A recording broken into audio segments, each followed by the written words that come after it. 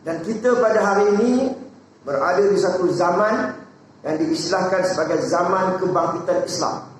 Zaman kebangkitan Islam ini merujuk kepada suatu zaman di mana Islam akan kembali gemilang. Walaupun disebut Islam kembali gemilang, yang saat ini pada ketika ini yang menjadi kenyataannya ialah perkara-perkara yang tak elok, perkara negatif, perkara dosa dan maksiat bermaharaja di mana-mana.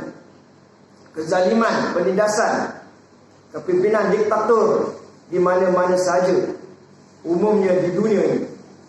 Dalam masa yang sama juga, syiar Islam berkembang subur di kebanyakan negara-negara umat Islam di dunia ini. Lebih-lebih lagi di Asia Tenggara, sama ada di Indonesia atau di Malaysia khasnya.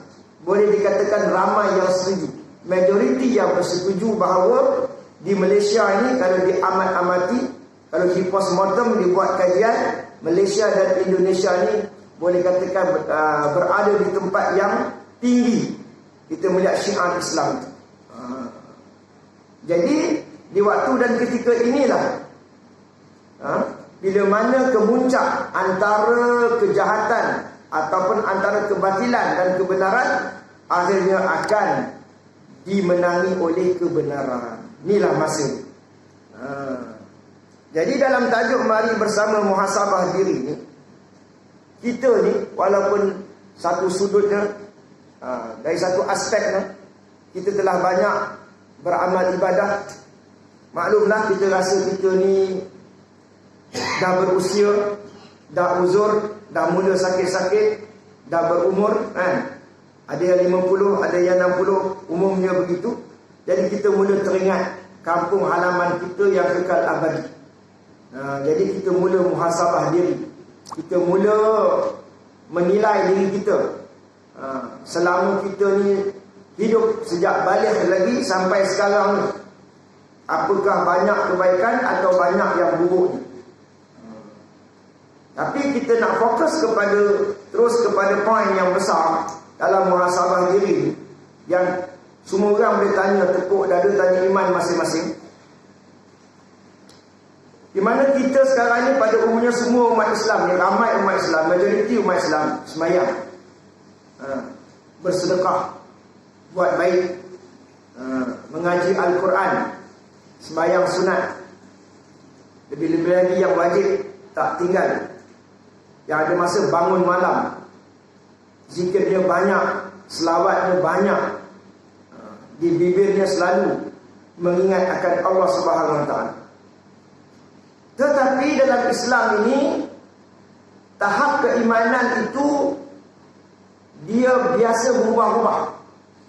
Bagi manusia-manusia, khasnya orang awam, bagi orang yang tidak kuat tauhidnya, tidak mendarah daging, imannya nipis, maka walaupun kita banyak beribadah, tapi ada masanya kita buruk sangka. Senang ke kalau kita pergi pasar malam, keluar pergi pasar, di mana-mana saja kita berada, jumpa orang kawan kita, jumpa orang yang tak kenal, kita melihat aksinya, kita melihat perangainya, kita melihat wataknya. Jadi cepat kita akan buat satu kesimpulan, ni orang macam ni, pakaian dia, cakap dia, bahkan kadang-kadang keluar daripada mulut ni kata-kata menghina. Cuba kita cek dalam kehidupan kita. Buruk sangka bukan senang nak elak tu.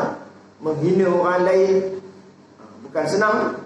Lagi-lagi lah mengumpat orang, perli orang, sindir orang. Itu sudah menjadi semacam suatu budaya kita, orang-orang yang lemah, yang lemah tauhidnya, yang rapuh tauhidnya, yang lemah imannya. Walaupun kita beribadah, namun demikian kita tak apa peduli mengumpat orang, menghina orang, perli orang, sindir orang.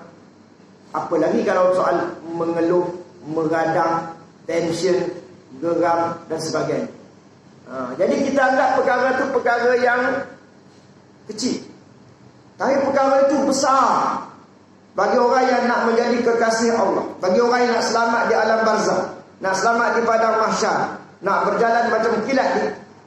lalu di atas titis siratal mustaqim, maka dia akan buat perkara-perkara yang luar biasa. Perkara-perkara yang luar biasa.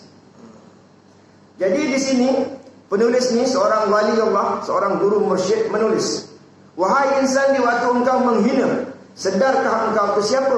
Bukan kita orang yang kita hina tu, tak sedar diri orang tu. Bukan dia, tapi kita. Di waktu kita menghina, tambah-tambah dalam keadaan hari ini, sistem hari ini kan, kita tengok orang tu begitu begini, jadi kita mudah nak menghina.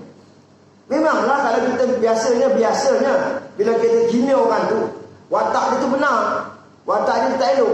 Bila kita mengumpat orang tu benar, memang dia buat tu perkara yang sama ada zalim, dosa, tak elok, tak senonoh. Kalau dalam kepimpinan, rasuahnya, menipunya, menindasnya, bohongnya, semua ada. Sumpah palsunya ada berlaku.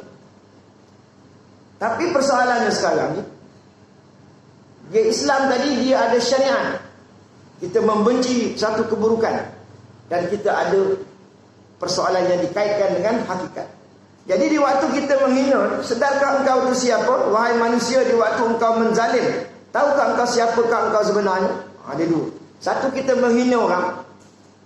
Menghina orang, sama ada orang tu dia miskin, sama ada orang tu dia berbuat dosa. Lain tu. Kalau orang miskin, orang tu susah, kita menghina dia. Kalau orang tu berdosa, kita menghina dia. Orang tu buat maksiat, kita hina dia. Dia ada beza tu. Satu menghina, satu lagi kita kesian belah dengan dia. Mana satu nak makan? Di waktu engkau menzalim, kita buat zalim. Kadang-kadang pada anak tak tentu pasal lagi, kita bagi penampar tu, belum apa-apa lagi. Dengan cucu kita, boleh jadi. Tahukah engkau siapa engkau sebenarnya? Maknanya dalam kita mujamalah, bergaul sesama manusia, dengan keluarga ni, anak, isteri, adik-beradik dan sebagainya, siapa kita sebenarnya? Jadi Tuhan suruh kita muhasabah diri kita, nilai diri kita. Sebab setiap satu tu, faman ya'mal misqala dzarratin khairan yarah, sebesar zarah pun dia ambil kira. Kita dihisap nanti di padang mahsyar, dalam mahkamah Allah Subhanahu wa taala sangat halus, sangat halus. Satu perkara tu di apa ni, dikira dalamannya, luarannya semua satu persatu. Yang menjadi saksinya anggota badan kita, dalaman kita, lidah kita, mata kita, telinga kita, batin, semua menjadi saksi. Jadi ingat-ingat wahai hamba Allah, di waktu kita seronok memalukan orang, kita ketawakan mereka, kita bersama dengan kawan-kawan kita malukan orang tu. Memanglah orang yang kita hina, orang yang kita malukan, orang yang kita perli, orang yang sindir itu bukanlah bagus pun. Tambah-tambah dunia, kalau dunia politik lagi hari ni lah, jelas-jelas ada terang-terang. Jadi nampaklah orang tu buat perkara-perkara yang sangat memalukan. Jadi kita pun suka memalukan orang. Jadi kawan-kawan pun ketawa. Kita ingat tak ada, biasalah, udah orang tu bersalah, apa pula tak bolehnya pula. Kita ikuti lagi. Engkau fahamkah siapa diri engkau? Engkau yakinkah hidup seistimewa sepanjang masa? Jadi penulis dikata kita ni hidup sepanjang masa. Sepanjang masa ke kita ni istimewa? Kadang-kadang kita berada di atas.